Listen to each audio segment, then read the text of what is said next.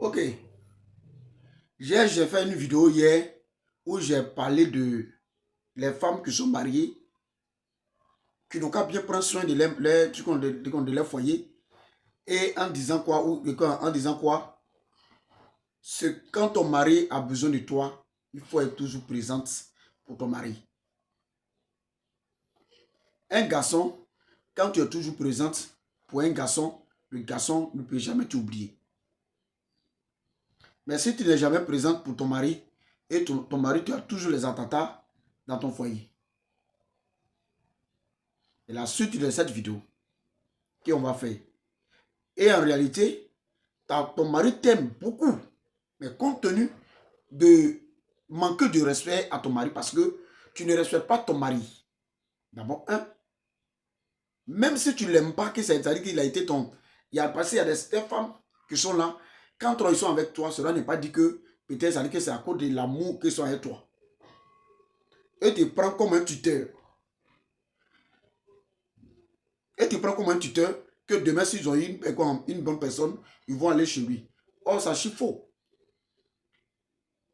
C'est-à-dire que l'appétit vient en mangeant. Quand tu es avec une personne, pour finir là, tu vas tomber amoureux de la personne. Parce que pourquoi? Parce que cette personne-là, sa manière d'avoir se comporter sur toi, tu vas voir que l'amour commence à venir. Mais la personne que tu vis avec lui, lui te demande, je veux payer. Quand moi aujourd'hui, il a l'air de marcher pour te donner, dit, ah, aujourd'hui, je vais manger telle chose. Toi, qu'est-ce que tu dois faire pour lui? Tu dois être présente, de préparer sa nourriture pour qu'il puisse manger en paisible. Mais toi, c'est pas ce que tu fais. Ton mari dit aujourd'hui, je vais manger foutu. Toi, tu dis non, je suis fatigué. Je vais préparer riz. Quand tu as préparé riz pour donner à ton mari, il a mangé, il n'est pas content. Tu veux que ça là, c'est bon. Est-ce que ça là, tu penses que ton mari serait content de toi? Et il disait, c'est la bonne qui est assise là-bas. Elle a dit, ah, tonton, je vais payer. Moi, je vais payer ton foutu là, il a pilé ça pour te donner. Et la bonne, demain, elle va se lever, elle va payer la foutu de ton mari pour te donner, pour lui donner. Il va manger. Demain encore, ton mari va demander autre chose. Tu vas dire non. Normalement, une bonne femme, comme je le disais hier, une bonne femme, avant de préparer, il demande à son mari, quand son mari laisse la de popote, il demande, chérie, tu manges quoi? Et comme ça, une bonne femme, tu manges quoi? Et à travers de ça, ton mari va te dire ce qu'il lui veut manger. Famille, toute maman, toute femme, tu vis avec ton mari. Il faut être toujours présente pour ton mari. Ton mari dit, je vais manger à Tchéké. Toi, tu dis, forcer. C'est que moi, je vais manger. Moi, je suis fatigué. Je ne peux pas préparer sauce claire. Or, ton mari a envie de manger sauce claire avec quoi de la Tchéké.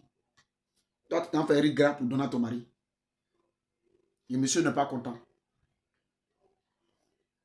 Et tu dis, tu trouves que ton mari est exigeant. Tout ça même là, c'est un peu truc. Ton mari est avec toi, tu dois être ton mari. Il veut te toucher, toi tu dis non. Ne peux pas, ton corps va me toucher.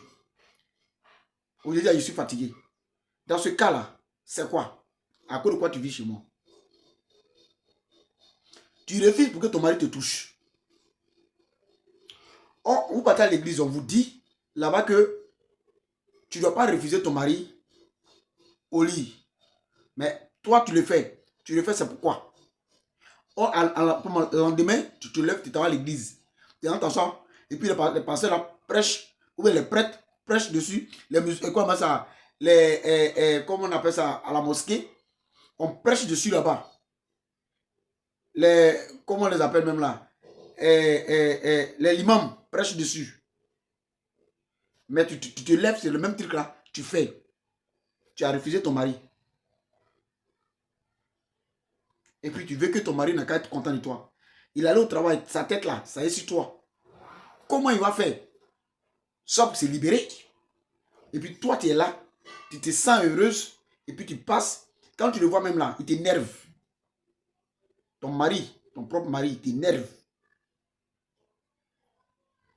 En tout cas, mes abonnés, les amis, tous ceux qui me regardent, toi, une femme, tu es dedans, tu fais ça, je te demande si tu veux vraiment tenir ton foyer. Il ne faut pas que tous ces trucs-là puissent être en pratique chez toi. Tu vas détruire ton foyer pour ça. Tu vas t'humilier pour ça. Parce que ce que tu mangeais hier, demain tu ne pourras plus manger ça. Partagez cette vidéo maximum et que Dieu vous bénisse.